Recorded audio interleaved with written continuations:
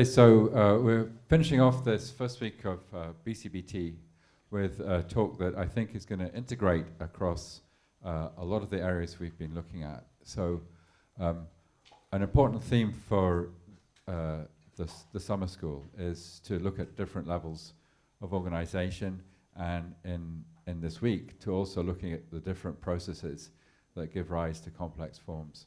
And when looking for speakers for this event, we were trying to find people that are concerned with those different levels of explanation and organization, and concerned with these different processes and how that might interact.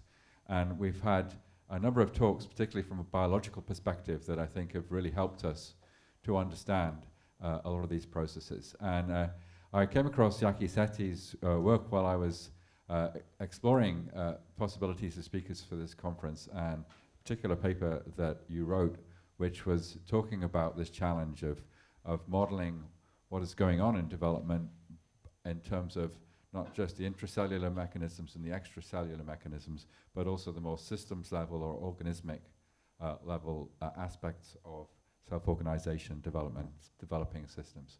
And Jaki, I think, is going to talk about several different model systems that he's been looking at from this perspective, and I'm really looking forward and excited to hear about how we can begin this challenge of modeling these systems and taking into account these different sets of constraints. So Jaki did his PhD in the Weizmann Institute in Israel, I think finishing in 2008. And since then he worked for some time at Microsoft in Cambridge, and then moved to the Max Planck, and he's now has a joint position between the Max Planck and the Weizmann to explore these mechanisms. And I think this is a really exciting field, and this work that you're going to describe to us, I think, is pioneering, so I'm really looking forward to it. Thank you. Thank you very much. First of all, I'm not Indian about my name. I know you didn't see my picture before. I'm not a Japanese lady too, as you can tell. Well, the name Jaki is a nickname for Yaakov, which is the Hebrew way of pronouncing Jacob. So that makes more sense if you know Hebrew or read the Bible. So that's the name. What I'm going to present is over 10 years of work. I'm going to present 3 different models who share the same technology, share the same concept, and share the same approach. And if you are interested about the approach, there is a paper from Bioinformatics 2012 that details the approach. And I believe that if you read this paper, you could easily create a model of your own. So first, one thing before. I'm going to introduce a lot of new notional, new terms, both from computer science and both from biology. I don't know what the background of the audience is, but either you have problem with the biology stuff or the computer science stuff, please stop me and ask, because I try to make it a shorter presentation, so there will be a lot of time for discussion. I like interactive talks, and you can tell. And please do ask questions. I know you can laugh, so you can talk too.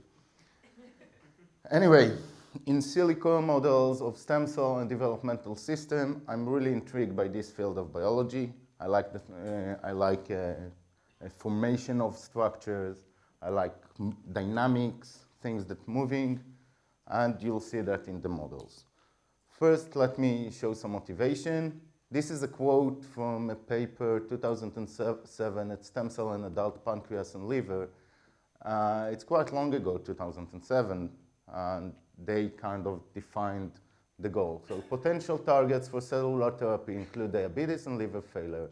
However, in order for stem cells to be clinically useful, we must, very, very strong word, learn to identify them and to regulate their differentiation.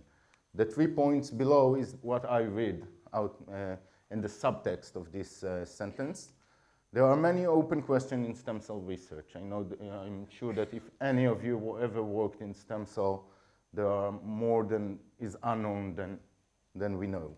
There is great scientific, medical, economical even economical value in solving them. Think of drug therapy, and theoretical underpinning could help. You'll see very little experiment in my talk. Most of them come to support finding from the theoretical work. Well, this is a school, so this is less important, but just to give you an idea of the funding and the budget that goes in this field. I like this title by John Lennon. You may say I'm a dreamer, but I'm not the only one. More than once when I give this talk, people look at me, you are visionary, most of these things will never happen. Nothing is going to go back and get a good job at the high tech or whatever. So the European Union in the past years funded 70 million euro for virtual human project. Not a lot of money. The FDA supports pharmaceutical companies to play within silico model by Professor Nobel. I don't know if you heard about him. He has a model of the electric activity in the heart. And Microsoft Research, where I did my first postdoc, initiated a biological computation unit, which is kind of, if Microsoft thinks that way, maybe we are all should think there. There are more examples. This is only 3 points out of them.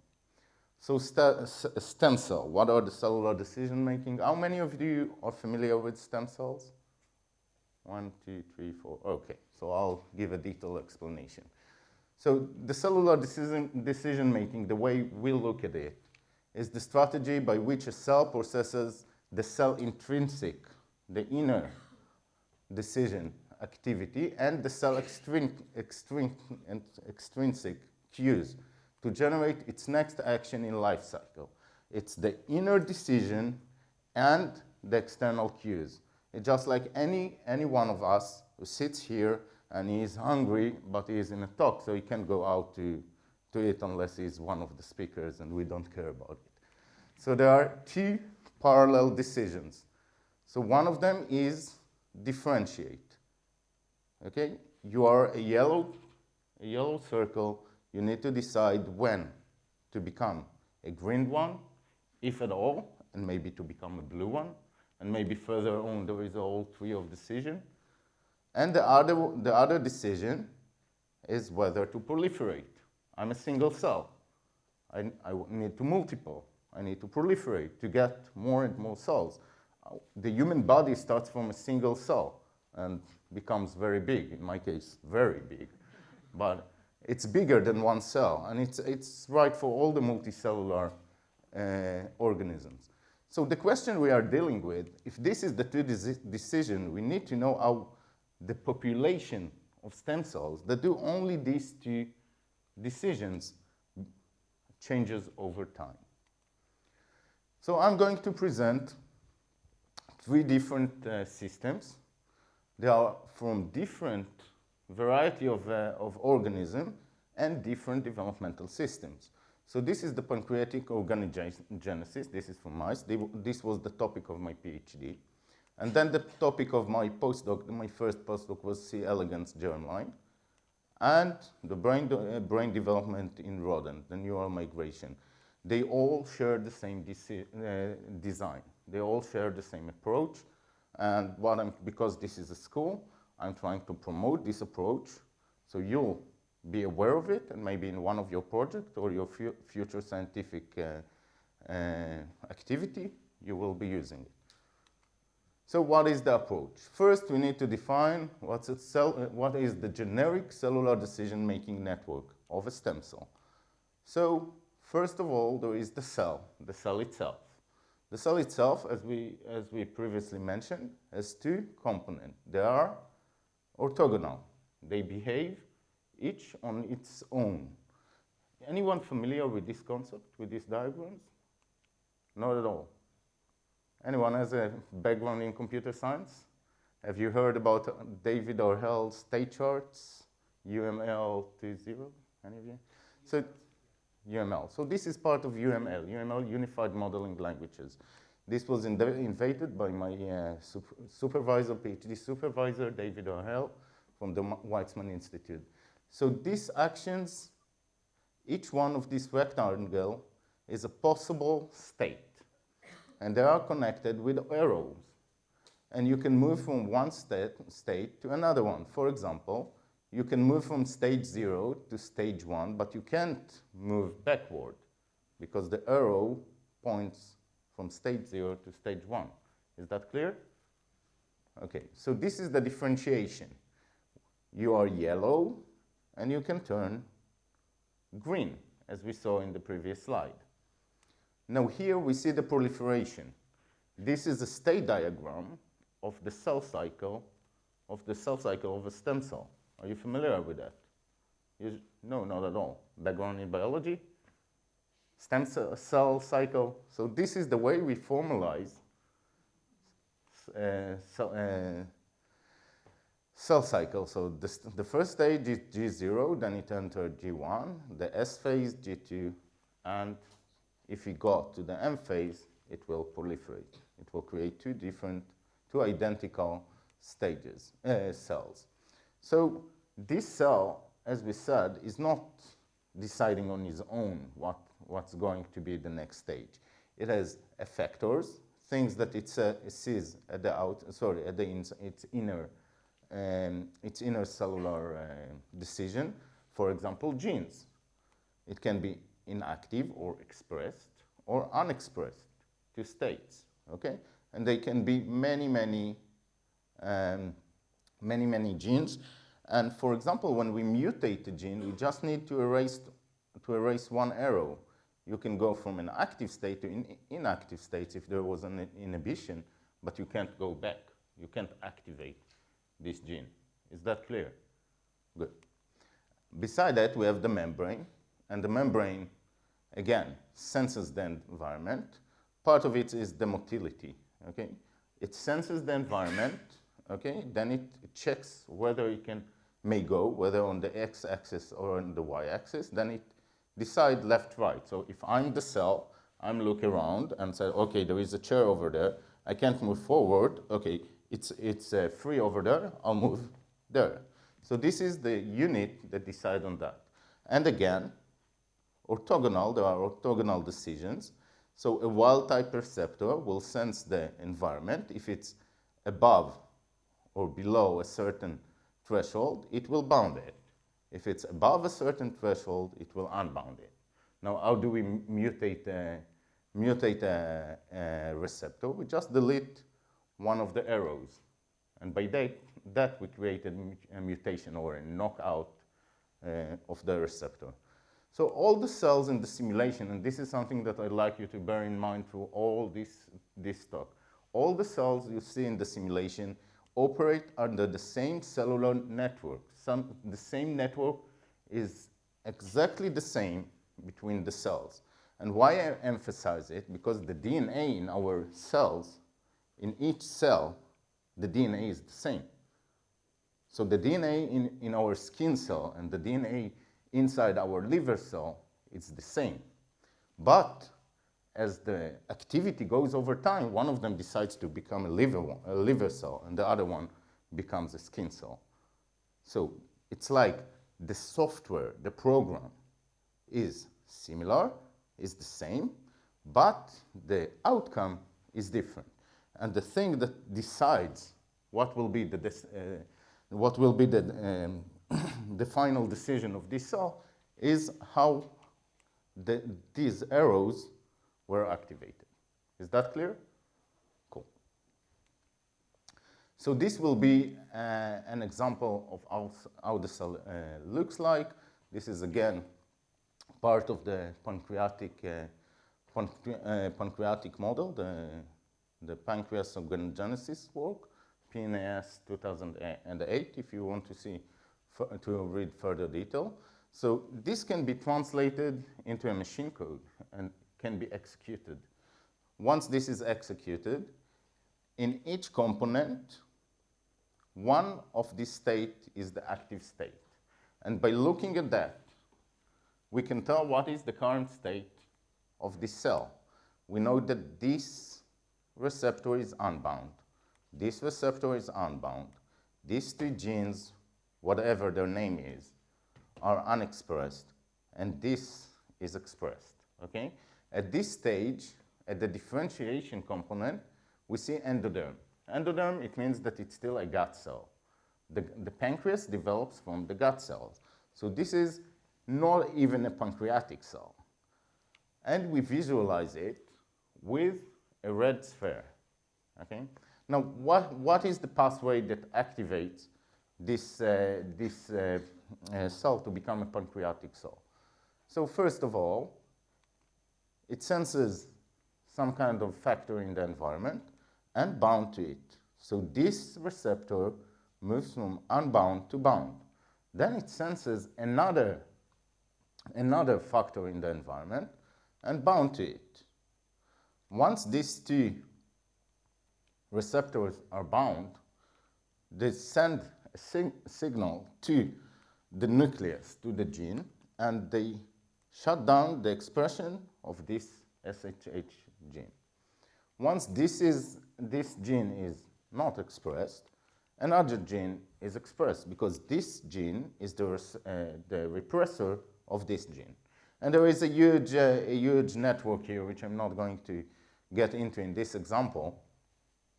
And by the end of this network, a gene named PDX1 is expressed. PDX1 is considered to be the pancreatic marker. So once you see this gene expressed in a cell, this cell is no longer an endoderm cell. This is a pancreas progenitor cell, which means this cell has the potential to become the pancreas. It can't go back and become a liver cell unless it is mutated at the lab. But this is designated as a pancreas cell. So to visualize it, we change the color of this ball, of this sphere, from from red to green. Okay, just a glimpse into the platform. This is how the model works. You see here the reactive engine. You see how it changes states. This is a tool called Rhapsody by IBM. IBM is the owner. You can do the mathematical analysis, okay? And you can visualize the 3D animated front end. Here you see the red become green and change its position. And they are communicated between them. There is a communication, each one sends the information. Just a quick note about this one. This is not the model itself. This is the output of the model. So this is the population level as emerges from the behavior of each single cell. Okay, this is the overall of what you see here. Analysis of this. Okay, it's a bit different from those equations that you see as model of a differential equation, that we see this diagram, this figure, and no, this is the solution. No, this is not the solution. This is the activity. Okay? Let's learn a little bit about the pancreatic organogenesis in mice. This work was done in collaboration with David Orell and Jeroen Cohen, both professors from the Weizmann Institute. They were the supervisors of my PhD. And Yuval Dor, who did all the biological work. He looked at the model and said, okay, this makes sense, this is wrong, this may be.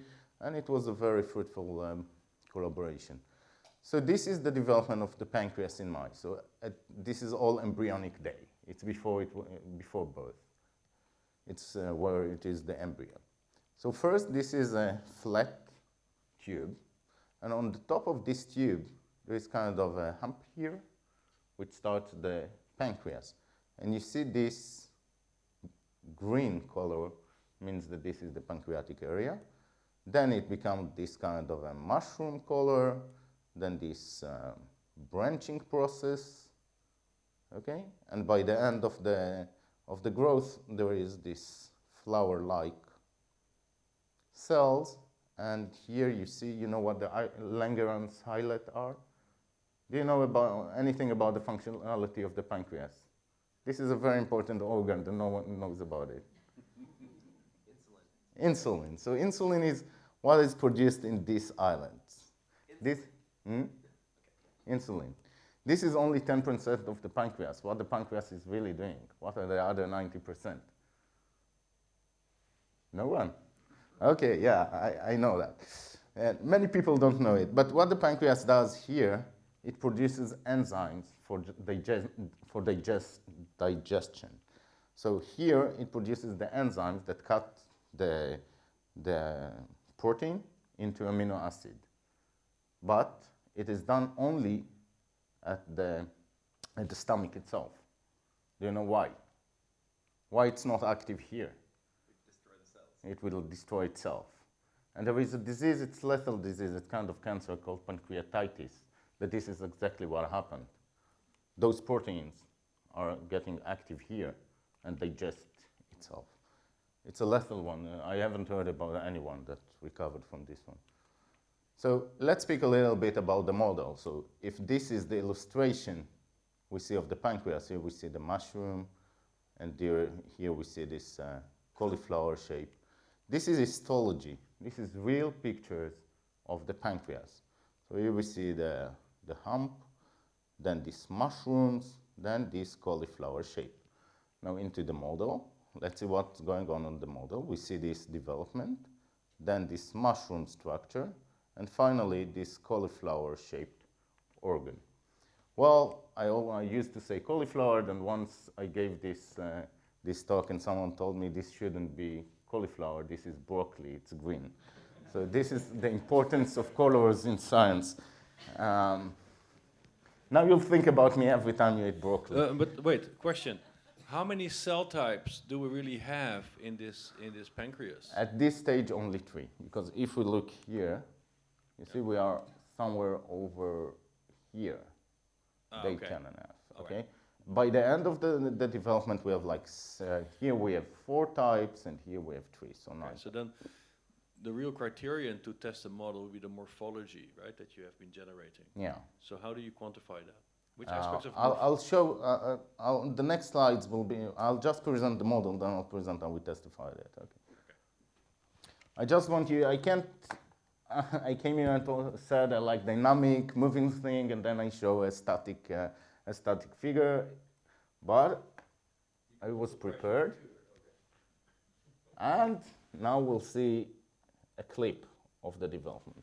So what we see here, we see the tube, and how the model develops. Bear in mind, again, each one of these cells has the very same decision making. And the reason why this one is red and this one is green is just because of the factors in the environment and the cellular decision. So the model also allows you to halt the simulation, to slice it, to compare it, for example, with a cross-section of the pancreas, and many other functions, actions. For example, you can click on one cell and query its past. You can tell how many division it had, who is its ancestor, and so on.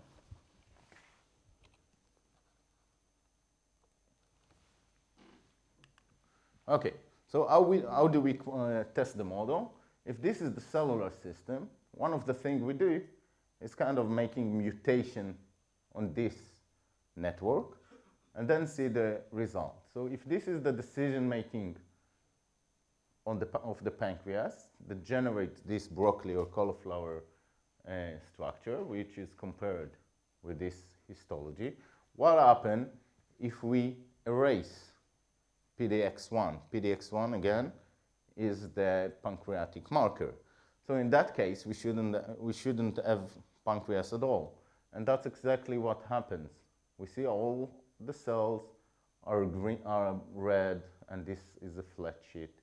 And if you look here, this is an histology of the same knockout done in mice, and you see there is hardly development. What happens if we increase the signal, the external signal? Now you are extra active, non-pancreatic. Remember, this is repressor. As stronger this element is, the weaker all this network. And again, we see there is no development. There is proliferation. We see there are more cells here than here, but none of them become pancreatic. And again, the same experiment showed the same. Now let's play a trick, okay? Let's take this pancreatic marker and instruct it to increase its own repressor. So we have a circle here. This block this one, but this activate this one. So cells are kind of getting insane. Should I become pancreatic, non-pancreatic? What is going on? And here we see the result. It started pancreatic, but then it blocks its own development. Okay? And we ended with a kind of a weird-looking sheet of cells, tissue, which is narrow. And this was kind of a game. When we had the model, it was in later stages of the development of the research. I've contacted the biologist, and I told him, okay, we have the model. And he said, okay, here's the test for your model. Try to take this pancreatic marker and instruct it to activate its own repressor and see what happens. What he didn't tell me is that 10 years before, it was done biologically. And I sent him these results, and he showed me back this one. So it's kind of a prediction that was a post-diction, a prediction that was already proven before it was a prediction. Okay. Another decision the cells should do is kind of where I am, what should I do, and as an example of this mechanism is the delta knot signaling. Anyone familiar with the delta knot signaling? You, a little bit.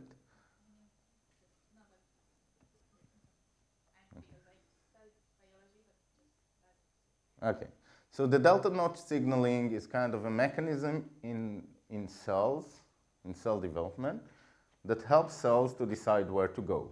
Wherever there is a junction, the cell needs to decide, should I become liver cell or pancreas cell? Should I become a vein cell, or how do you say the other one?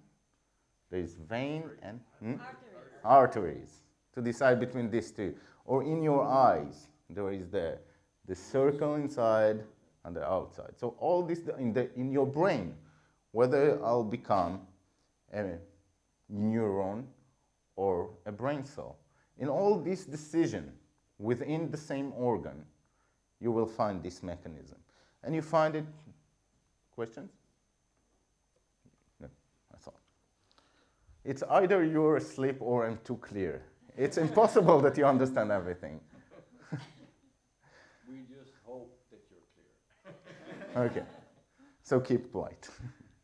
Okay, so we have the same mechanism in the pancreas. It decides exactly the decision we were talking about before, whether to become a island of Langerhans cell, the one that secretes insulin into the blood, endocrine cell into the system, or to become a cell that expresses those enzymes I've been talking about, which are the enzyme that help the digestion.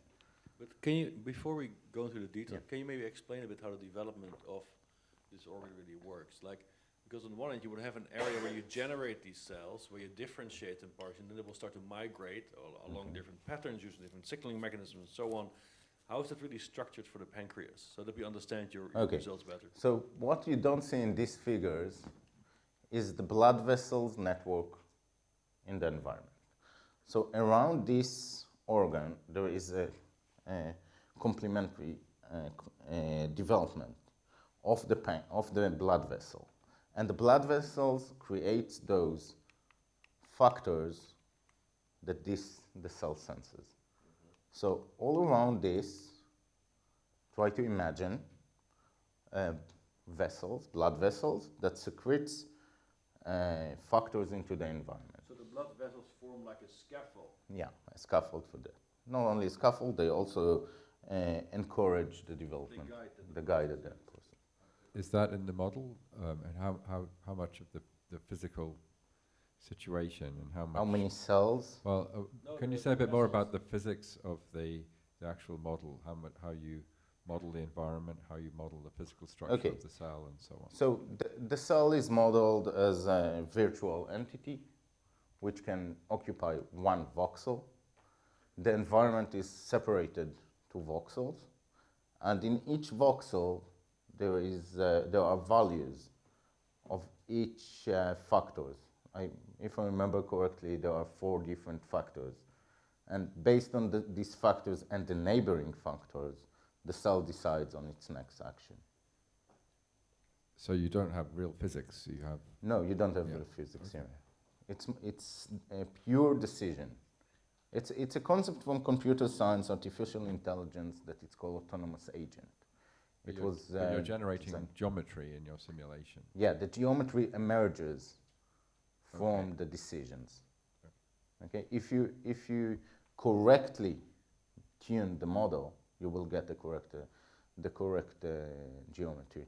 And I'll show later what happens when we mutated the blood vessels, for example.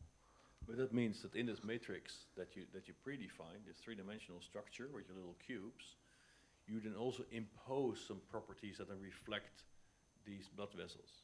Well, that's partially true, beside the word impose, because that's what happened in reality. You know, you have the blood vessels, they develops, we modeled that. Okay, that's in one You of have your the 4 cells, factors is yeah. the blood vessel. Yes, it's out Okay. of blood vessels. All right. So it's not imposed as, you know, you put in the data, the known data, and you want you want the model to behave like in reality. It's not like there is over here. There isn't a fixed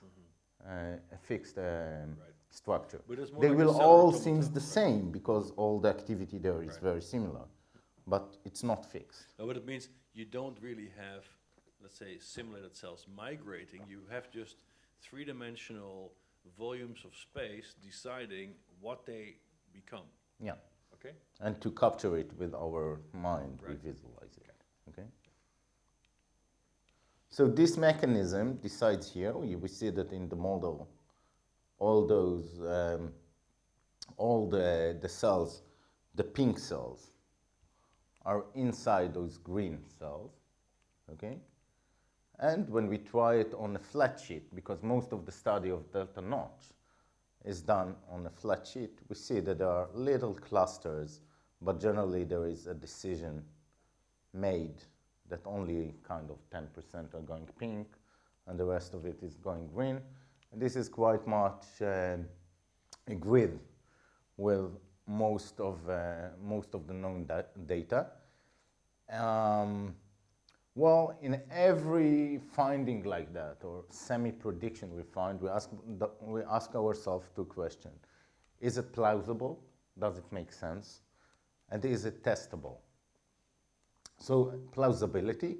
There are recent findings that show higher proliferation rate at the exteriors. We see over here that the proliferate is bigger, and that's why there are only a few pink cells. Is it testable? So this is a test that our collaboration has suggested. This is reduce the proliferation rate at the exteriors, at the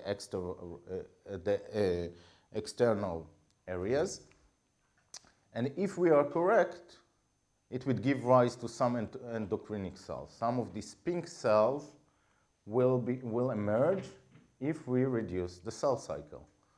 This is yet to be tested. This is probably the most advanced test we did on the model. We took the pancreas and mutated the blood vessel layout. The same layout we've been discussing a few seconds ago. So if you make a condensed development of the blood vessels, you get this structure. Just simply by changing the layout of the vessels. We do not change anything beside it. And if we make a branch development of the blood vessels, like here, we get something more branchy.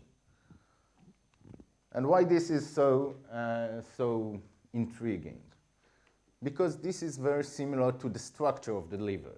This is kind of a liver-like pancreas.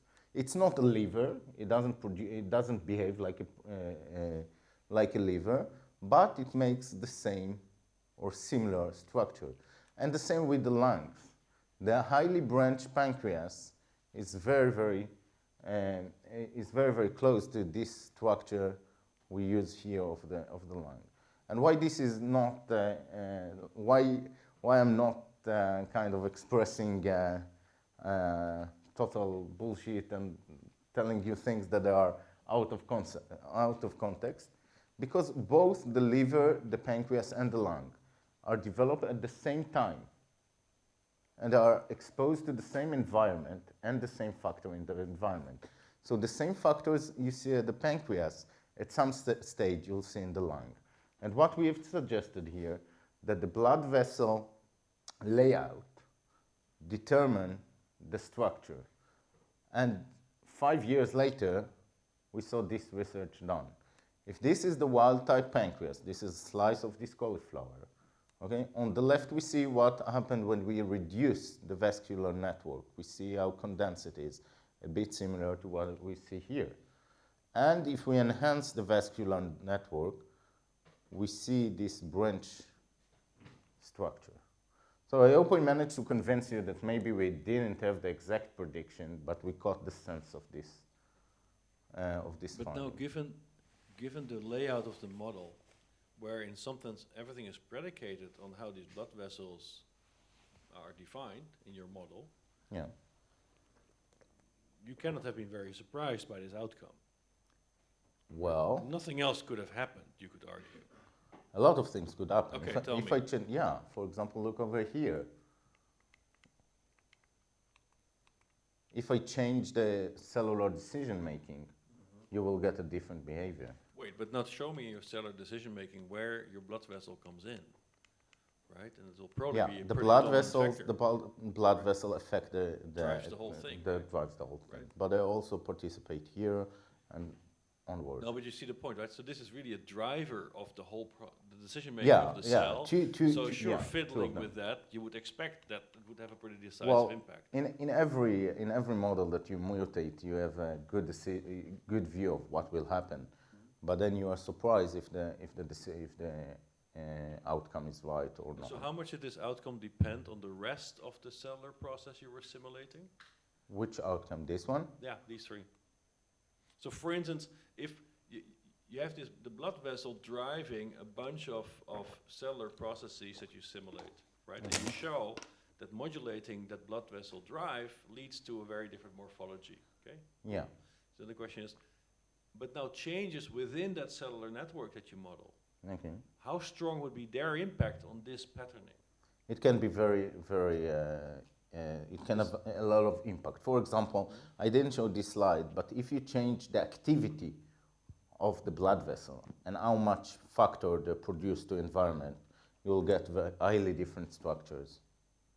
Okay, and you can see, I don't have it with me here, but if you look at the paper, at the PNS 2004, you'll see a kind of a matrix, and how you can change the activity, not the layout of the blood vessel, their activity, how much of the factors they produce to the environment, and you'll see how many different structure you got. And in one case, we got a different cellular behavior within the cell. We got more of this kind of a special type of cells. It's too bad I don't have this figure with me. Okay, so that was about the pancreatic organogenesis, and at that stage I started my postdoc at Microsoft Research. This was the group we were working. We were collaborating with the New York University, and I had the feeling that we can take the same concept, the same approach, and use it beneficially to another system. And this is the system. This is the gonad of the C. elegans. Are you familiar with the C. elegans at all? Any of you? Okay, it's a nematode. It's kind of a worm. It's 1 millimeter in size. they sent a box with C. elegans to the space. On the way, I think it was the Colombian aircraft, and on the way back, the Columbia busted, and the C. elegans didn't. They survived an accident in space. God knows how. It's the C. elegans is transparent. You see all the inner cell.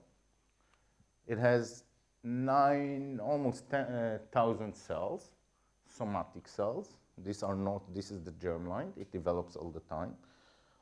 And the guy who first started studying this nematode and suggested that as a model for genetic development, his name is Sidney Brenner, and he's a Nobel Prize winner. Yes. So this is a very well-known system. Here we see the stem cells. We see the trigger here. Again, delta notch, you'll see this concept again.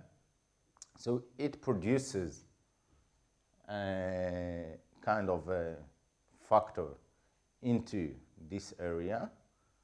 And once these cells, this factor encourages proliferation. So cells, as long as they're here, they proliferate, creating new cells. Once they get here, in a certain distance from the tip, they will differentiate. They will start becoming other type of cells.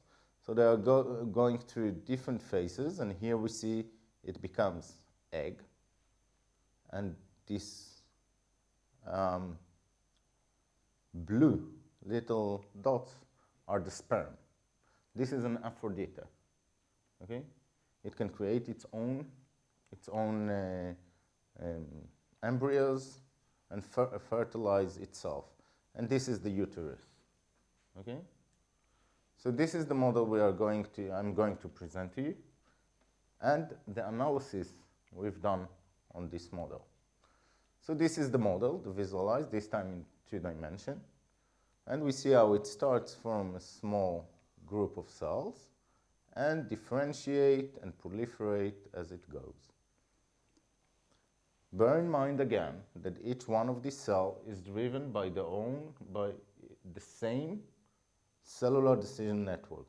It's not different decision for the sperms here and for the germline here. So this is not in Rhapsody, or also use Rhapsody? It's also in Rhapsody. It's the same platform in these two, but the visualization is done in Flash instead of a different. So we see how it goes through the spermatica, it becomes fertilized, and in here they become new C. elegans. So.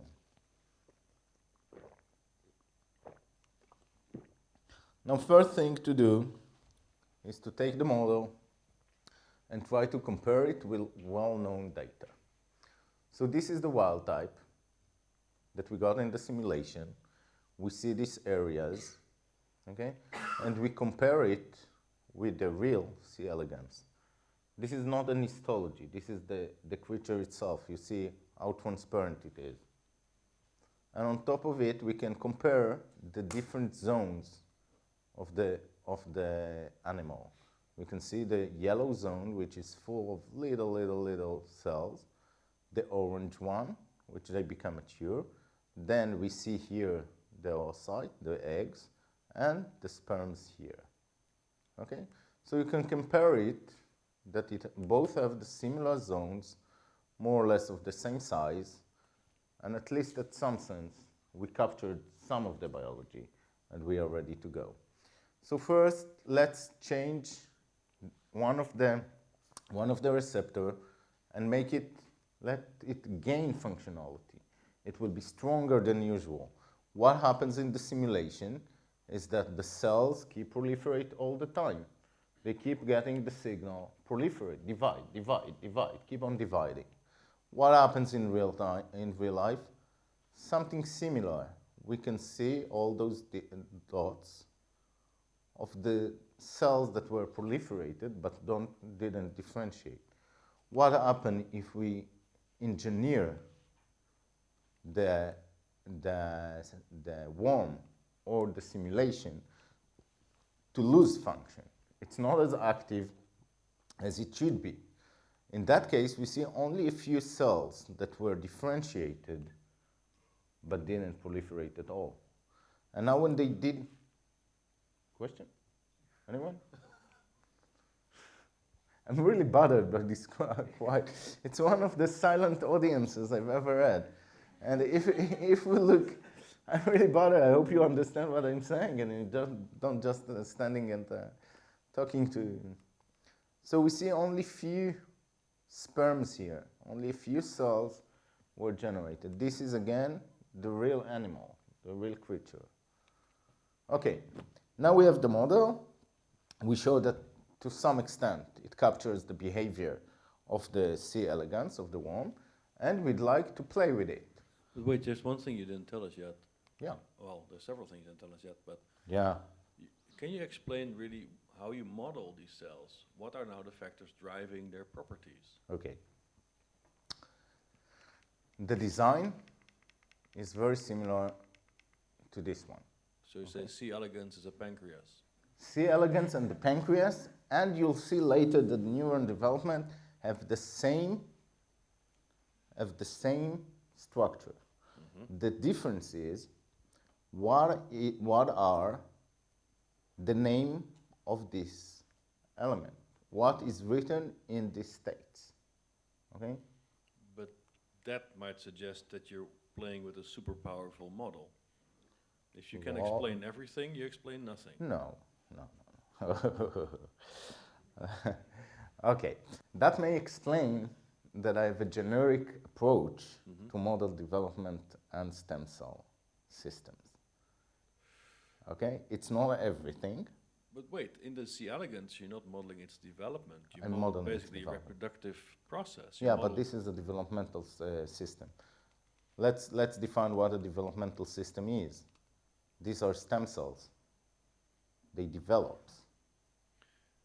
Okay. Well, look, it's all in the mind of the beholder, right? Because in this case, what you're really modeling is the proliferation of, it's a continuous process in this hermaphrodite where cells move through different stages to in the end become, let's say, fertilized eggs that can be excreted, right? Is that the same Okay. developmental process of your That- pancreas? that's I what- would say no. Okay. Let's go back. I know this argument, that's why I put in the title of the stem cell and developmental system. Okay? I disagree that they are different, but I understand your point. But just putting that in the title is not necessarily a convincing argument.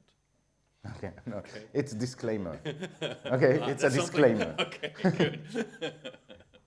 All right. Well, the point is, if you'd like to redefine it and find a term that captures both stem cell and developmental, because they share the same what you look here, what you see here, this behavior, this mechanism of differentiation and proliferation, okay, is shared between the system, okay. I'm not convinced by that, but look, I don't I want to agree that it's not exactly the same. Okay, I agree that it's in different stages of development, but the mechanisms are shared. But look, let's put it like this. What I can accept is that you put this forward as a hypothesis. Yeah. That's cool. But then, of course, you have to give us the results that would make that would substantiate this hypothesis. That's what I'm trying to do in this talk. Right. I hope I'm achieving the goal No, at some we're getting point. closer. We're getting closer. It's good. Okay, so this is But you and would it's explain written to us here. how the model would work. Remember, you would explain to us what the cell model is here. And then you said it's the same as the pancreatic model. It's the but just the same labels- approach. The Okay. labels are different. Okay. We put here this for example, the GLP-1 and all the genes. So of you're this saying thing. the cellular steps, the intracellular processes you model are identical. The Are same identical. amount. Just the But labels the have changed. connections are different. Ah, It's okay. a different graph. So how many factors are now? In this one, there are less than in the pancreas. In the pancreas, there were about 20 or 30 factors. Here, this is simpler organism. There were like less than 10, 7 or 8, okay? And I also, if you Google that, bona fide stem cell population, okay, you will find this system, the germline development. You will find it, you will find a lot of arguments that claim that this is bona fide stem cell population. But we brought you here, so we don't have to Google it, right? Yeah, you don't have to Google. I'm your Google. Exactly. That's how we want it. No, but this is a good argument that this is a different system. It's not a developmental system. It's in the adult, but it is considered as a bona fide stem cell. So I hope I managed to convince you, but it's not my turn. What I'm looking at is the mechanisms. I'm looking at the mechanism and try to find a similar generic mechanism. And in my view, this development and the embryonic development are very similar, although they are not the same stage in development. I guess one of the things that we're interested in is, obviously, whenever we do modeling, we make abstractions. And so what are you abstracting away from the model, and which are the things that you're including in your model? So the model is focusing on the decision-making and switching mechanisms within the cell. And I guess it's abstracting away how the molecular interactions occur inside and outside the cell. For example, if you look at this, and this all what I defined here, it's a binary way. Yes, no, expressed, unexpressed. We all know that there are levels of expressions. It takes time. So I can stand here and argue that the expression, how long it takes for gene expression, how long it takes, about 30 minutes, okay? How long is it for an organ to develop? A few days. So this is an abstraction. I'm saying, okay, it's 30 minutes. In an extension of this work, you can take each one of these arrow and says, instead of binary way, that expressed, unexpressed, let's put a differential equation of the behavior here, okay? And this is one of the abstraction. Yeah, for sure. So I think it's just interesting for us to know which things you're focusing on in the model, and therefore what are the aspects of real development that you may be able to explain, and which ones you won't be able to capture. You know, so and I think it's becoming clear from the talk, you know, sort of what those are. Well, we try to include into the models as many data as possible, which is in the cellular behavior, okay? So, for example, gene expression is a little bit offside. Right. Okay? Protein expression is a little bit less. Molecular interaction between two molecules is also, it's not a binary way, but we abstract it. Yeah. Okay? But all the factors we enter into the models are taken and, okay, on every arrow or block I put here, I can show you, I can point to a paper. Right. That I guess what would be interesting maybe would, because you've shown us the model, you've shown how it matches some data, but what constitutes a falsification of the model, and you know, what are the limitations of the model? I mean, so Paul's worried that it might be super powerful, that you could generate the data. Well, but so you let's put it that way. I'm trying to convince you, so I won't show you all the defaults of that. No, but I can show you many cases. For example, I'm showing here the final result. I had like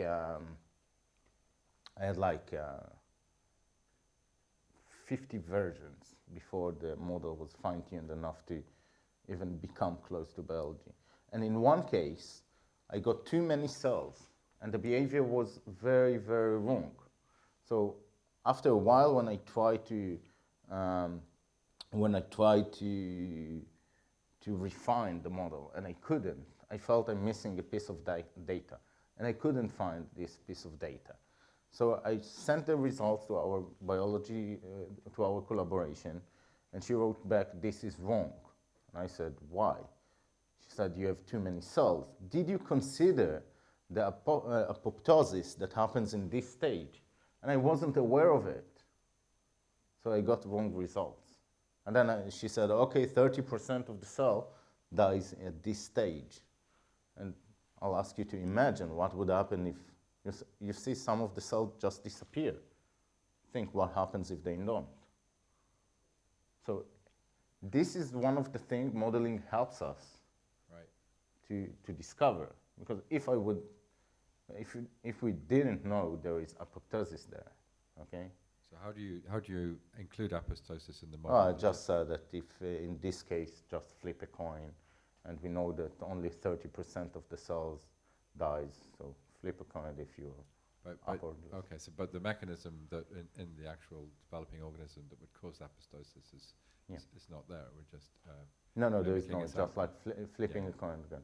There are a lot of another disclaimer. There are a lot of things that are missing from these models.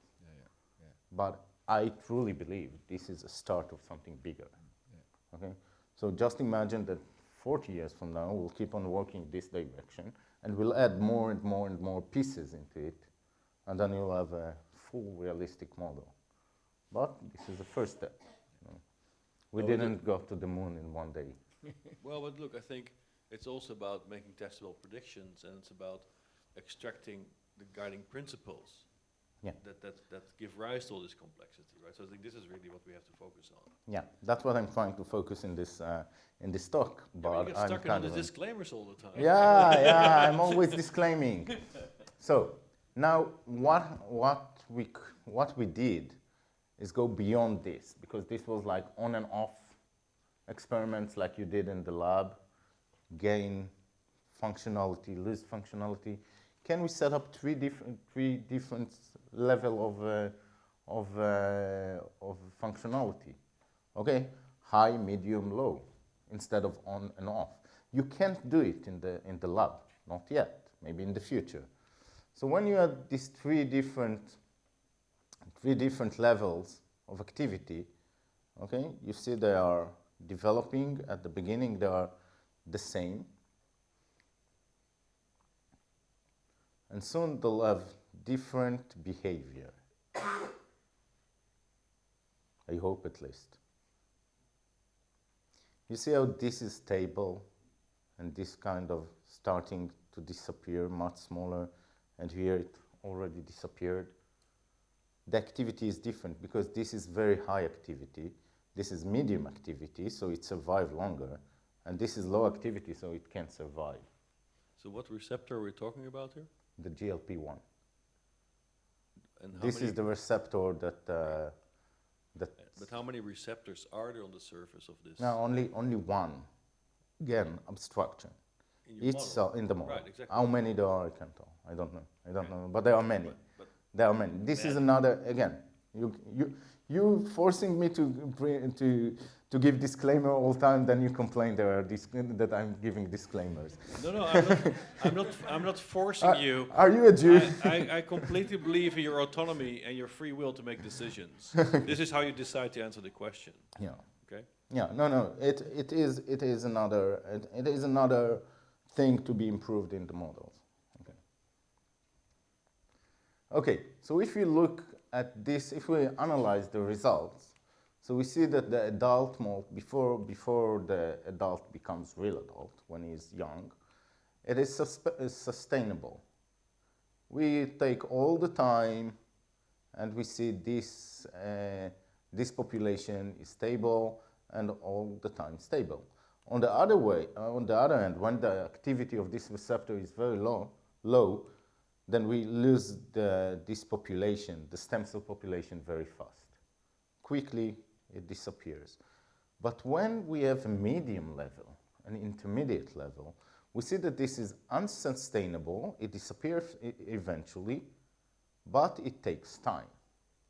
And this is something very interesting, because it is very, very similar to a new strain they had in the lab, which is partial loss of function. It doesn't entirely disappear, the function of this receptor, but it's partially disappear. And this is something very, very interesting that we got, that only at some cases, one of the arms was sustainable and the other one wasn't. And this was very, very weird. They never saw it in the lab, never. But when I presented this result, they said, well, you know what? We always look on the right side or the left side. Let's look at both of them at the same time. And indeed, in some cases, like, I don't know if I put the result here, I think it's 2% of the mutation. They found the organism that part of it, one arm had stem cell and the other one didn't. And this was a direct result of this prediction. I don't like to call it a prediction, I like to call it an emergent property. Because I didn't have this in mind when I modeled. This was a result of studying the model, putting all the data in, looking at the dynamic, running the simulation again and again and again and again and again, and look into the system. This is something that is very easy to do on computers, but it's very hard to do in biology. It's like hours of work. It just shed some light on a phenomena that we haven't seen before. Yeah. The model you presented, some model with decisions, it seems to be very deterministic. Well, yeah. But then when you get a case like that clearly you have some kind of variation. So you're saying you're simulating it several times. So where in the model that you enter some stochastic or noise, and how much does this affect the behavior? Let's go back to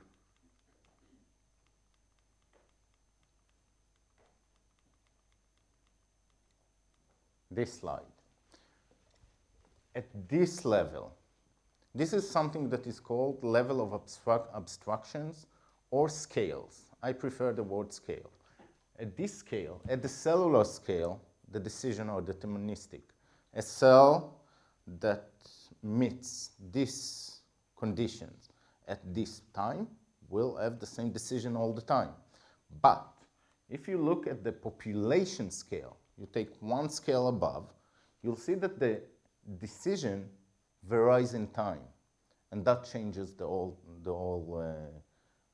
population. For example, if we'll take the same population here, put on the same situation, each one of us will have the same decision. I will keep being the lecturer, you are the speaker, you will be the audience. But if I'll give this same talk tomorrow and gave it yesterday, it will vary a little bit. The question will be different. The whole process, the system as a whole, will be different. And this is where the difference comes from. And all the predictions that I present, in all the predictions that I had in my in the past, are things that emerges. This we like to call it emergent property.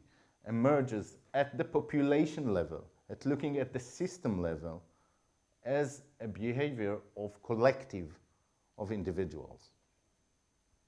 Yeah, but so then you are kind of implementing this variation in the messages between units or something. It's not implementing. That's why I'm using the word emergent. It just comes out of it.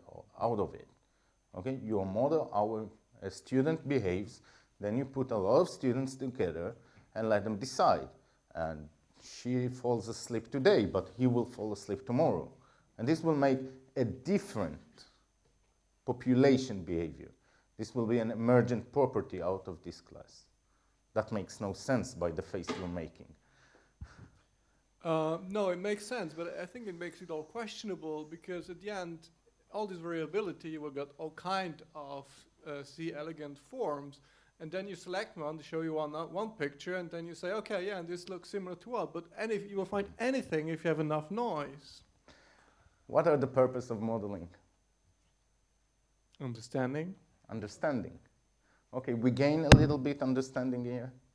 Well, I don't know. I did not yet, because I'm not yet. really sure if what I'm looking here at is just one example out of millions where I have a big variety, or if I do something that you Okay. can repeatedly reproduce and you understand the real mechanism, or if you just are something like looking for what you get out of a No, variability. okay. We're not looking for anything in this type of research. We're just playing. We're playing with the simulator and trying to get understanding. Okay? We got a little new piece of evidence out of the modeling. The way I see modeling is just a tool. It's a tool that allows us to play with the data we have. Because we have so much biological data, so many experiments, we need to put them in the same place, in one computer, and try to see what happens. Well, that seems a little bit unspecific, but maybe we should hassle you on that towards the end of the talk when we have the discussion, right? Because Let's go ahead. I have some more cases that I'm trying to convince you. Okay, this will be a little bit hard to explain, but I'm going to try to explain it just because it may answer your question. This is a theory, an hypothesis that it's not our collaboration, it's probably the competitive, and they published it just when I was about to publish mine. What I found out is that this zone, the zone of the stem cells, okay, is shrinking over time. Okay? That's what they saw on the lab, on this particular mutation. And they managed to draw this picture, this figure, over time, number of stem cells. It's not the number of stem cells, this is the size of this area, okay? The length of it. And they had this hypothesis out of these results, okay? And what they said, there are two different populations, okay? This is the core population. And this is the following population, okay? This is it's not out of the blue, this theory, because many labs at stem cells trying to find these most powerful stem cells.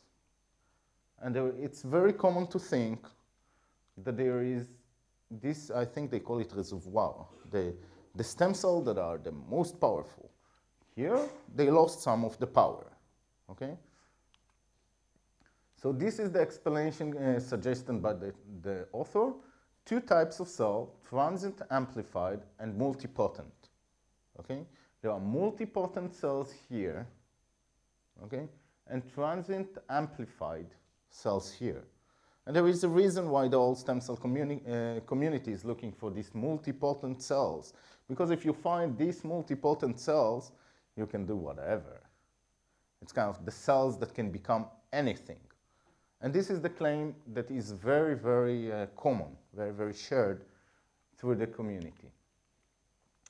However, till this date, and stem cell is being studied for 40 years or not, there is no experimental marker to distinguish between the two different types.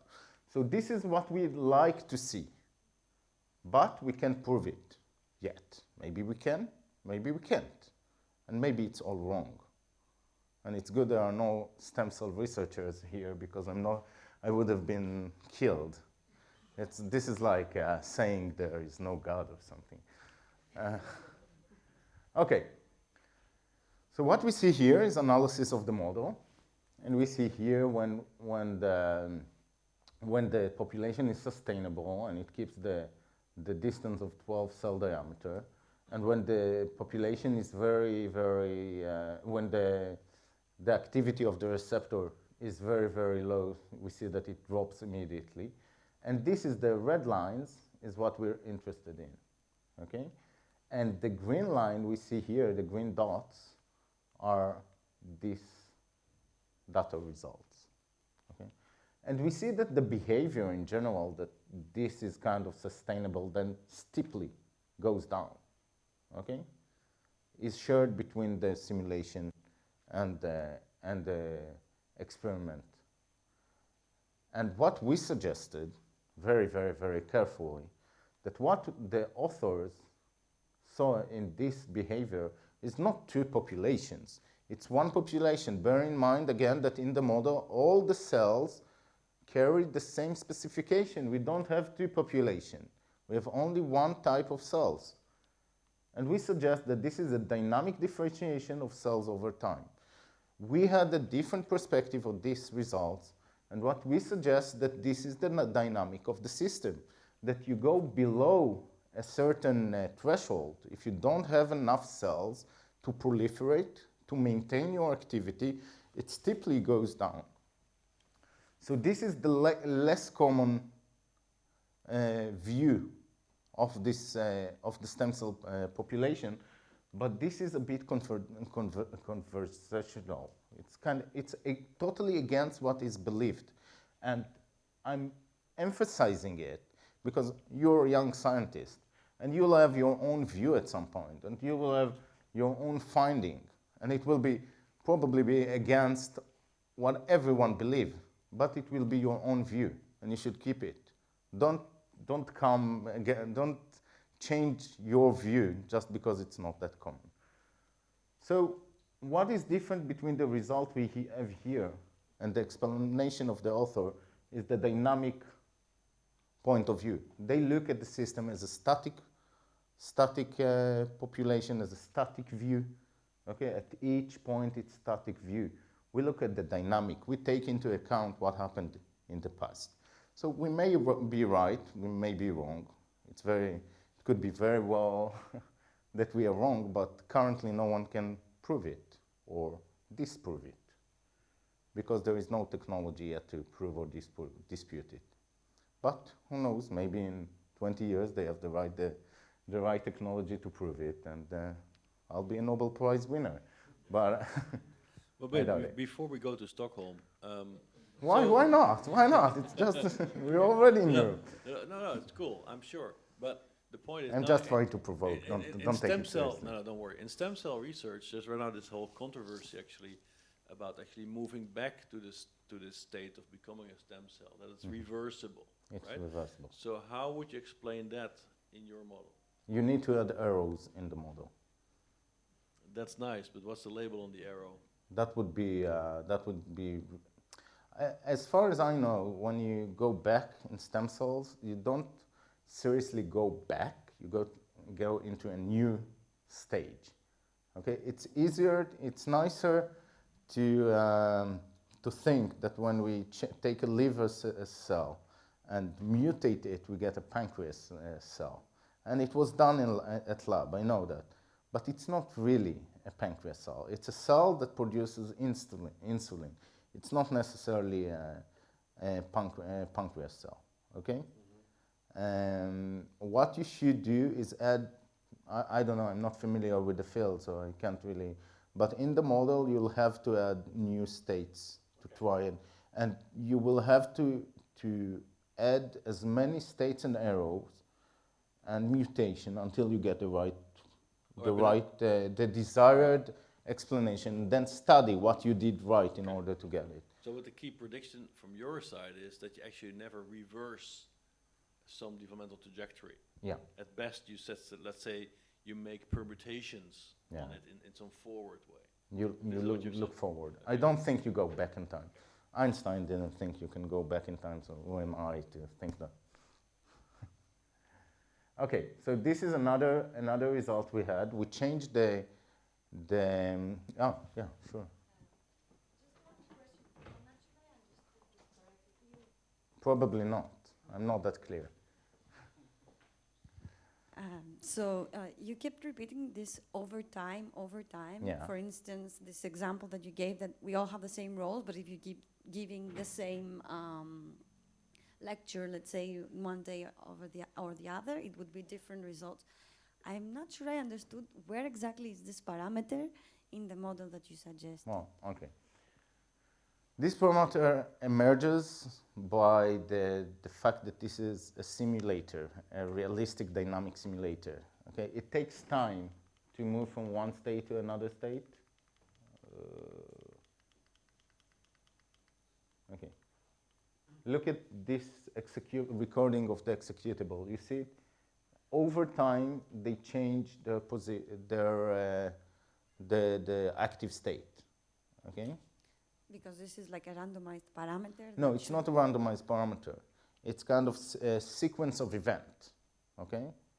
For example, the cell has to be at a certain position, and the blood vessels need to must have the value of the specific parameters above a certain threshold, and until this happens, okay, it takes time. So the sequence of event is different. So let's say an external parameter would define the duration of Yes. this, Yes. which that external parameter would be. Sometimes it's time, sometimes it's So you time know, itself is- solving. Okay. Sometimes it's solving an equation or making the decision, or whether it is the right time and the right position in space. Okay? Does it make it clear? More or less. Good enough. At least you didn't fall asleep. Okay. I confirm everyone's awake in the back. Oh, yeah. No one is snoring. That's because I'm not sleeping. Okay, this is another result, another experiment we played with the model, and what we change is the proliferation rate, the time it takes for a cell to proliferate. So here, this is the ratio between the proliferation rate at the adult stage and the larva stage. When it's young, it proliferates 5 times faster than at the adult stage.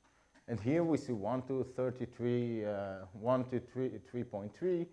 Here we see the same ratio at the adult and the larva. And when we see here, we see that at the adult, you proliferate 2.5 times slower than when you are a larva. And here we say what happens if we keep the same ratio. Okay? And in normal development, the cell cycle at the larva stage is faster than the adult stage.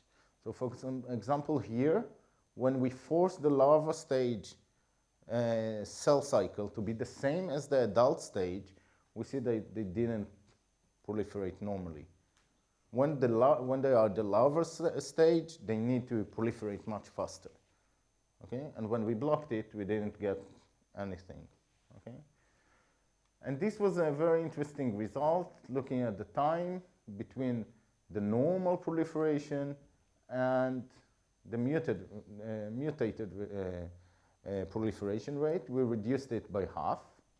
Okay? And this was something that the biologists, and again to your question, they never looked at this problem. This is kind of a problem that emerges out of this kind of research. It's not necessarily important, for me at least, whether this is correct or not. It's just a different perspective. We got a new question to ask. We look at the system in a different perspective. Okay? So think of this modeling approach as a tool to ask questions, as a research question generator. Okay? Not necessarily getting the answers. But in this case, and not surprisingly, otherwise I wouldn't include it in the talk. In this case, when they tested over time the reduced cell cycle mutation and the wild type, they indeed saw that the distance, the number of cell diameter in this zone is reduced from 22 to 13, and here it remained the same. It's still yet to be discovered whether they are disappear over time or not. And if they are not, we're missing some evidence or some mechanism in the model. Okay, is it all clear about this? Any questions? Answers? Okay. So this is the third model I'm going to present. I'll go quickly over it. This is the neuronal migration in the brain. Here the neurons develops out of this glial cell.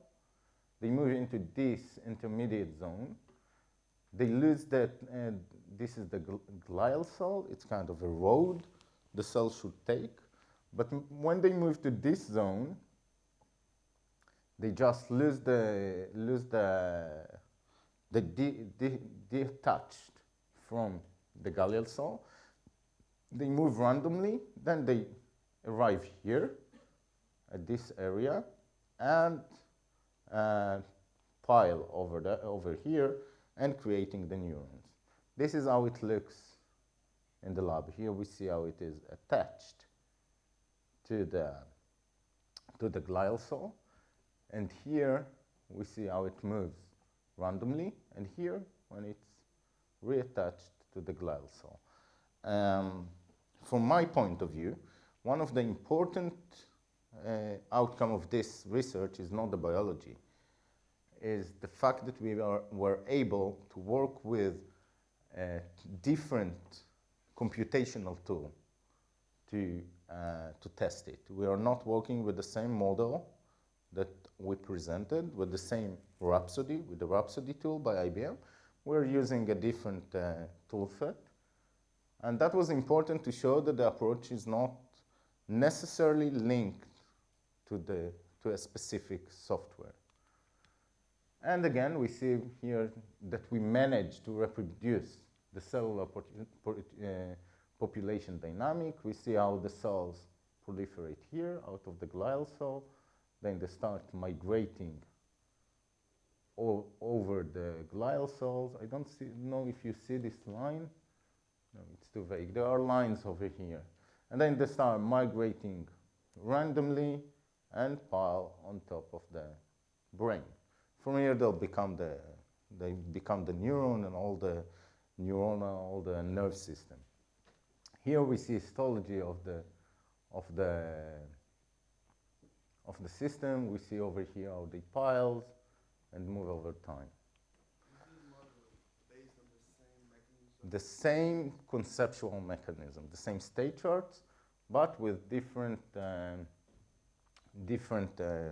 arrows and names. Okay, and then we can analyze the neuronal distribution against the in vivo observation. We see that the blue and the red columns are quite similar. This is like how many cells there are in each zone. And the blue one is in silico and in vivo data that we extracted. You see that there are unscored cells in the in vivo data, in biology, cells that they couldn't decide in which zones there are. This is path analysis. We took the parameters from in vivo and applied it on the biology and changed the parameters from one analysis and the other. Or here we found the correlation between the migration stage and the velocity, how fast they move. Okay, and the blue one are these ones. It's not surprising, but it's just analysis. Yes. You know, to come back a little bit. So for me, the question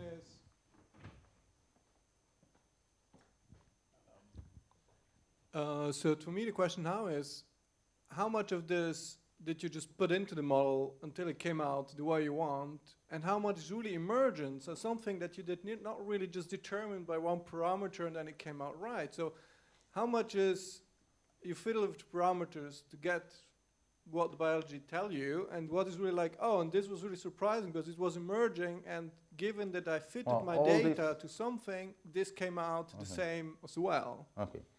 I don't like the word fitting. There was no data fitting here. Okay? It just, what I'm trying to show here is that it is plausible. The result here, the way the model behave, is not it's not totally strange to the biology. What I'm trying to show that the behavior that I think he has a following question. what I'm trying to show that the behavior in this model, in these small dots moving over the screen, is somewhat captures some of the biology. I'm not going to claim that this is the biology, but what I'm trying to claim that what you see here as shared characteristic with the biology. So if I understand you correctly, and sorry if I'm a little bit insisting, so you just, how do you then select the parameters? Because I think the equivalence between the data is amazing. So Oh, it's not amazing at all. It's normalized. He's trying to be supportive. Oh, okay. So, Supporting people.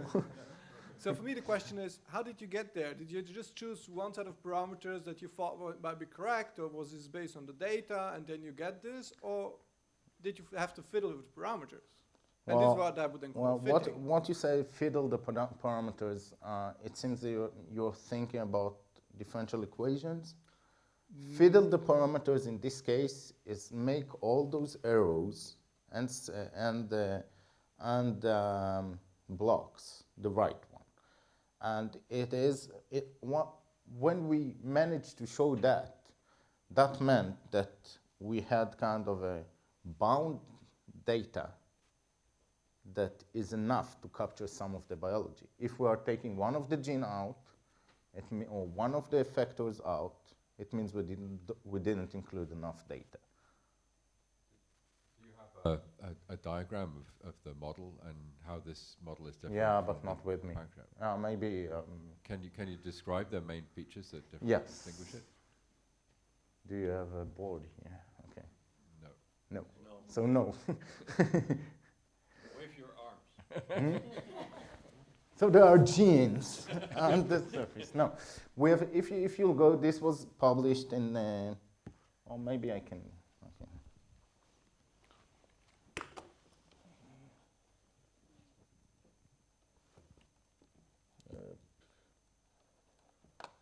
Let's go online and find the paper, and it will be much easier to explain.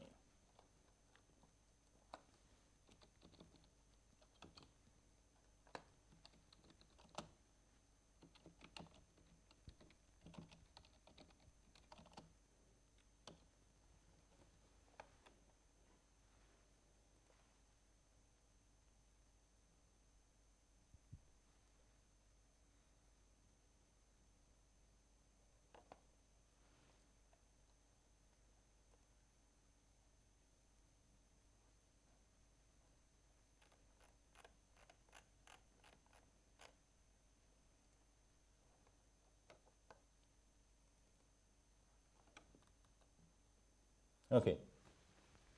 Here you see a diagram of the core assumption of the model. So we have two receptors that binds to the same factor, affect this, represses the activity of this gene. We have two inner factors that activates it. We have two factors that are being activated by different parameters, different factors in space that activate this cell. So this is basically the network that we included. And for example, this is out of biological data, that the effect, the level or the threshold of activity of this GABA molecules on GABA B must be much higher than the effect on GABA AC. GABA AC is much more sensitive than GABA B. Okay? So this is the general thing that we modeled in this. So do you have a gradient of these extracellular? Yeah, they are the values that you'll find in the atmosphere. Those boxes where the cell moves, you'll find values of this. But they are element. fixed, or they are like, they have their own dynamics? No, Because in the end... Okay, yeah. Huh? Sorry? Okay, keep on asking. No, because in themselves, these factors are getting secreted by other systems, and they will be responding on the developmental process. There's a feedback system there as well. It depends in which model. Okay. In this model, which is the simplified one, they are fixed. In the pancreas model, there are changes over time. At the C. elegans model, there is a ordinary differential equation that determines the level of these factors. So in each model, it's different how much detail we put into the model. But in all of them, we had the feeling that we had enough data into the model in order to gain some insights into the model. I hope that I convinced you that we gained some insight.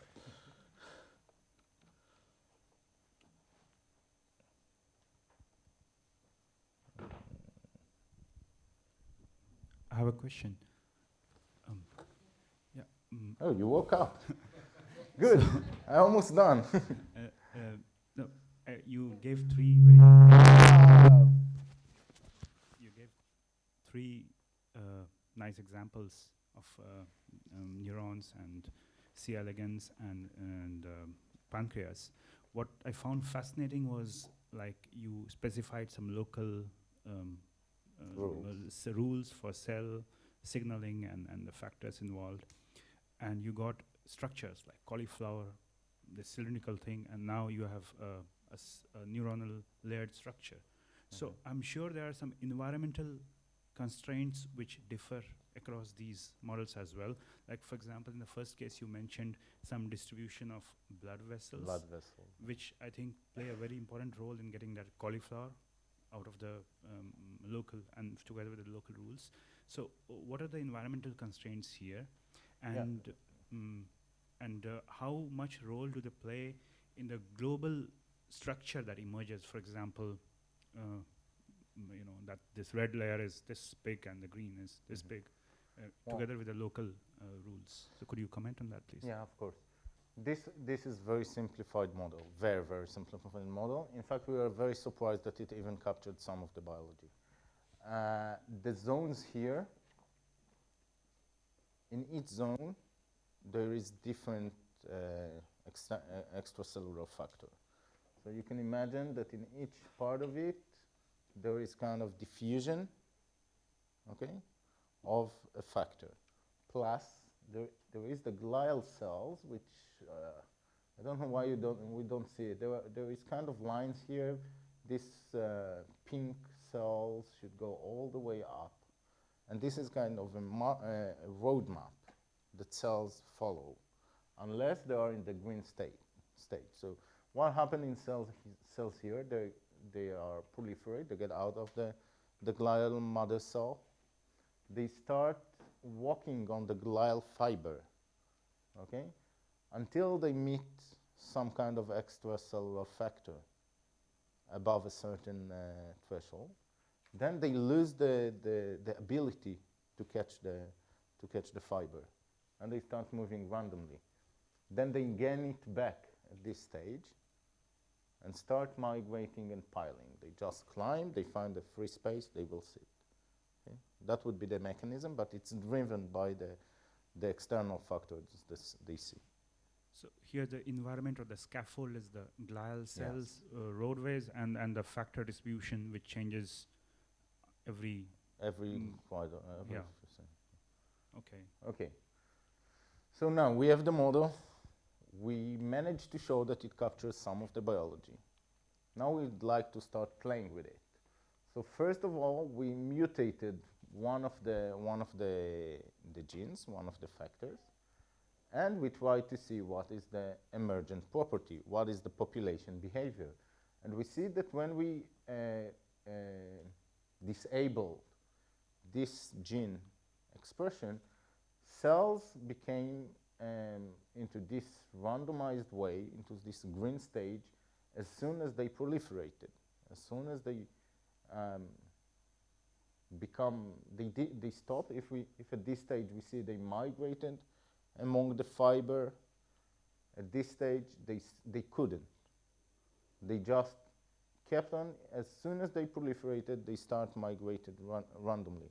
And indeed, LIS1 is the factor that is responsible for migrating along the fiber. It's not surprising in any way. It's just kind of confirming what we saw. But this is more surprising, that the distribution is similar to what we observed, what the biologists observed. But what was really, really interesting about this result is this figure. If we take a look at each cell randomly, individual cell, we found out that it's not necessarily that they do not detach to the glial cell. They attempt to detach at many cases.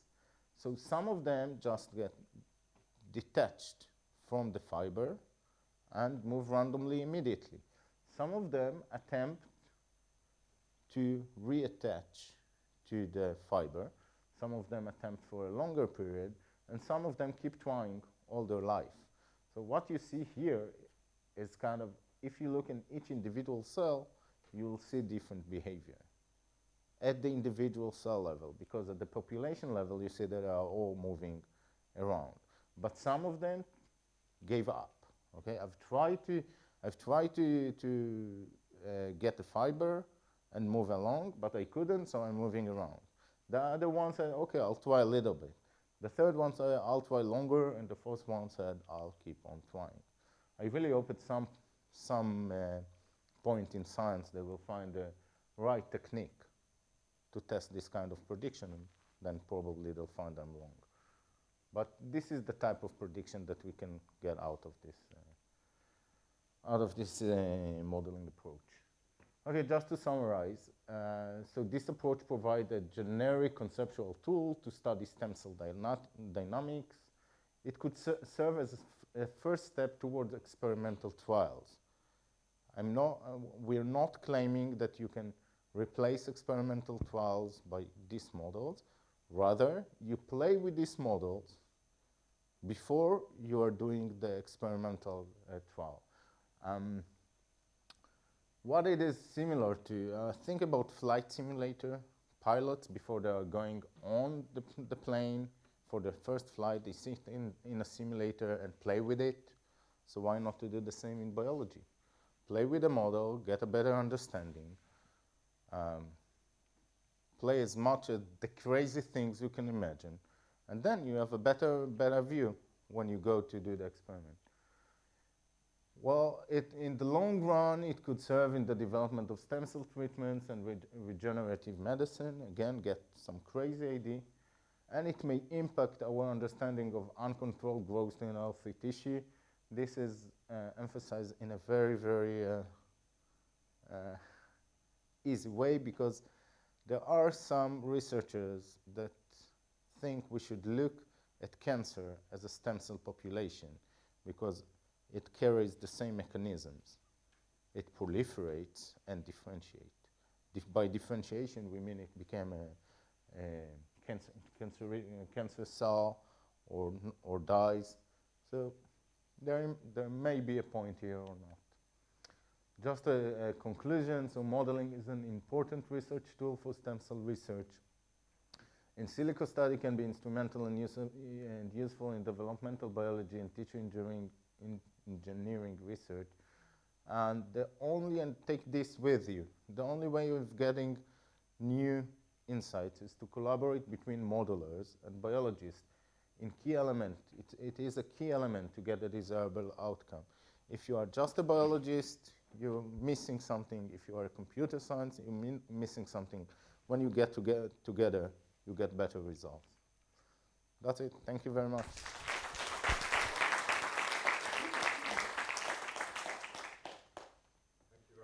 You're welcome.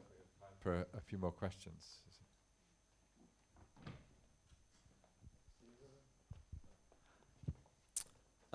Your cortical development model, does that, right here? Okay, sorry. Yeah, sorry. Your cortical development model, does that include symmetrical divisions of the radioglial cells, or is it just in the progenitor? No, it's in this case, the development is asymmetrical. The mother cell remains and it produces new cells. Neuron cells do not proliferate, they just proliferate from the mother glial cell. Have you considered having the symmetrical divisions of the radioglial? I know that really messes with the physics of the situation. Yes, but then I will be crucified. By who? By the people in the field. It is well known that this is a case of asymmetrical proliferation. I can test it. I can give you the result, but it's kind of telling you the sky are green. Kind of. Well, I did it, by the way. I didn't publish it, Hello. but I did it. Because in the germline case, this is a symmetric proliferation, stem cell proliferation. In the pancreas case, it depends. In some cases, it's symmetric. In some cases, it's asymmetric. So this is an underlying concept that I didn't even emphasize in the talk. In comparison between species, though, they do think there's differences in divisions of symmetrical versus asymmetrical like radial glial subdivisions. So that was wondering from a comparative approach, but within. Oh, hi. Yeah. First, congratulations. Hello. Yeah, it's working. Wow, congratulations, amazing. Actually, I didn't know about this field, this kind of. And my question is more like. Yeah, thank you, more Dara. general, It makes it valuable to fly all the way from Israel. Because I'm to a here. computer scientist working biology. People told me they are going to, No, just not all the audience are open to these ideas. I'm very glad I had the chance to present it here. Yeah, I know. Bear in mind that I'm a Jew. You remember what happened the last time you crucified a Jew. Yeah. I mean, like, for example, I've been working with models like dentagyros, and sometimes comes like a problem of neurogenesis. And sometimes very hard to just came up, how do you came up with a model of neurogenesis? It's not, you cannot just take off the blue. Yeah. And I don't see much work around there in this. So my question was more like, how big is this as a field now? Are there people working like? It's that there big that community? it's that big that I think I'm one of the few. I think there are 10 people that are working in that field. Well, when we sent the pancreas paper to the PNS, we were very, very, very. PNS, you are familiar with this journal? It's a relatively good journal, one of the better ones. We actually read around here, so Okay. We got very supportive reviews. One of them said this can be the direction of a new science, but let's wait 40 years and see. Now, what is it in this type of research and this type of vision that you should be a little bit visionary? Some would say delusion. And you have to have a lot of patience. It's kind of and a thick let's skin, see. I guess. Mhm. And a thick skin, because Yeah. if you want to throw tomatoes at you. Yeah. No, I've been not crucified, but I had some talks that people said, that's rubbish, blah, blah, blah, blah, blah. But yeah. Have you heard about Dan Shechtman? He is a Nobel Prize in chemistry. And he found that in one of those crystals, it's well known that that all the shapes over there are hexagon. And he found that in some cases it may have only five sides. And he's been crucified for years. He kept saying, "Yeah, I saw it. Yeah, I saw it." And the strongest guy in the field was sitting in his talks and said, "No, it's not. It can't be. All of them are hexagon. It can't be only 5 sides." And now he got the Nobel Prize. So that's sometimes you just need to be illusionary in there. But it doesn't mean that every time you're wrong, you get a Nobel Prize, right? No. No, not at all. Sorry, I have a question. I'm curious about an aspect of. I remember from my studies that there are some transmembrane proteins like cadherin and integrin that are mandatory for differentiation and morphogenesis. Okay. Are they somehow considered in Again, your model? What are the factors? cadherin and integrin? Yeah. Okay. Adenine and integrins. There are okay. The factors that adenine are adhesion molecules, and integrin drives it. So I gave names here, and there are members of these families. For example, let's see if I still have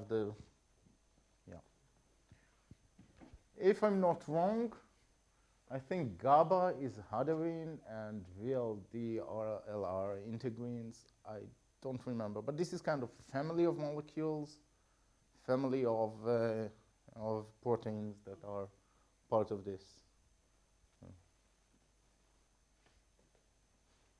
But just about the field, yeah, I gave it a bit a pessimistic answer.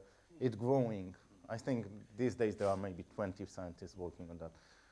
But it's a small field. But now, so you got hassled a little bit by the audience on, That let's was say, very little bit. Usually I get more. So Right. so you were Okay. good. no, but so, You deserve lunch. but the point is, he's paying for lunch, you heard that. Yeah. So the point is that we were also talking about, well, the proof of the pudding is in the eating. In this case, it's in the predictions you're making and in the principles that you extract, right? So, and in some, I didn't hear you say a lot about very specific predictions. So Well, like in the neurogenesis case. No, the neurogenesis case is not the best case. Okay.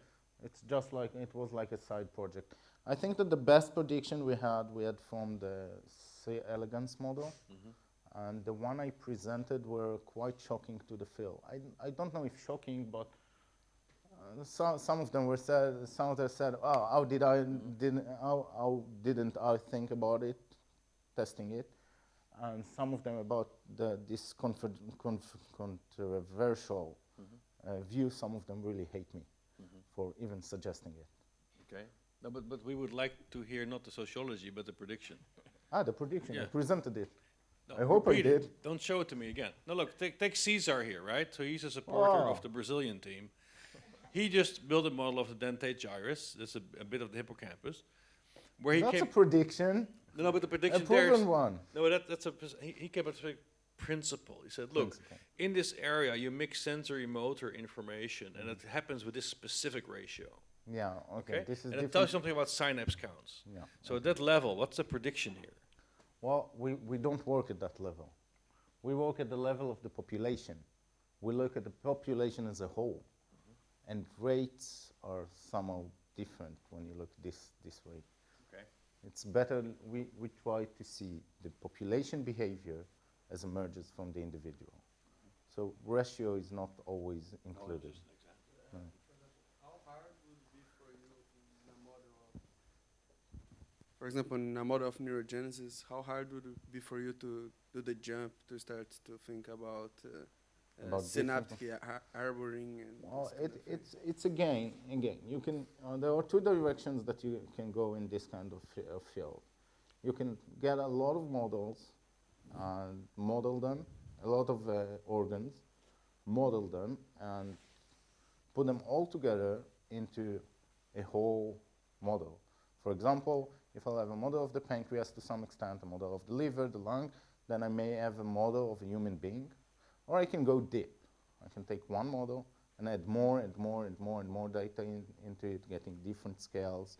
So it's really how hard it depends on what you want to achieve. So I can tell you that the pancreas model, which was the novel one, was the first one, took like 5 years. The C. elegans was kind of 1 year to grab all the data, 1 year to formulate it, and like 1 year to analysis, and 1 year and 1.5 years of publishing the article.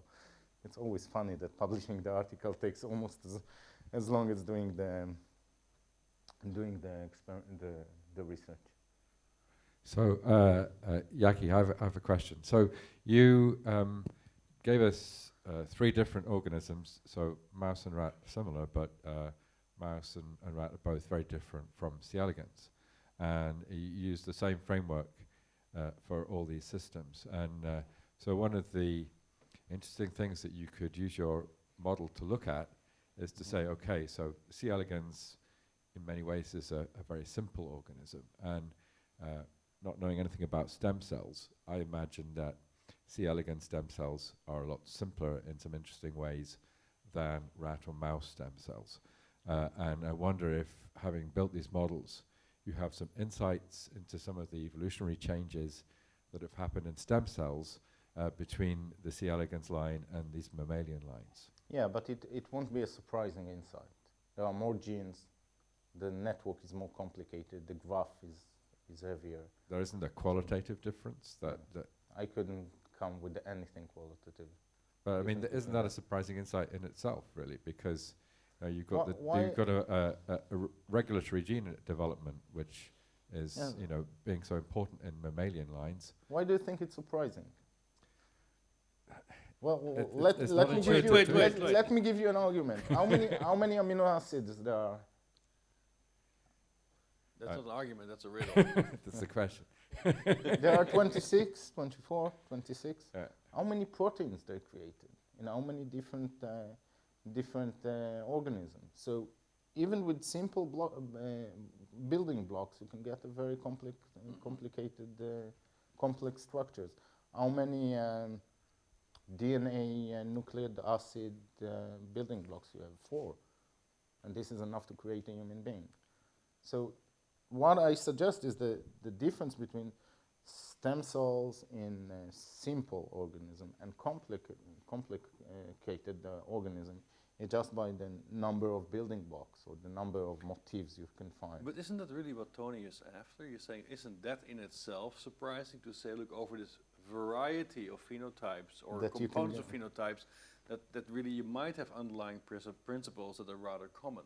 Yeah. I think this is what you were driving at. Well, Tony, am I yeah, wrong? but I mean, also maybe new intracellular mechanisms that Sure. you might want to try and capture Mhm. between these different animals. I mean, Also, there's- given the large genetic overlap, right, between species. because gene expression does change, isn't it? With the Yeah. way that these gene networks operate and the way that the genes It's the operate same. on each We have other. the central dogma. So Okay, so maybe to me it's surprising that the same model generalizes. No, so I well. generally believe that biology is simple.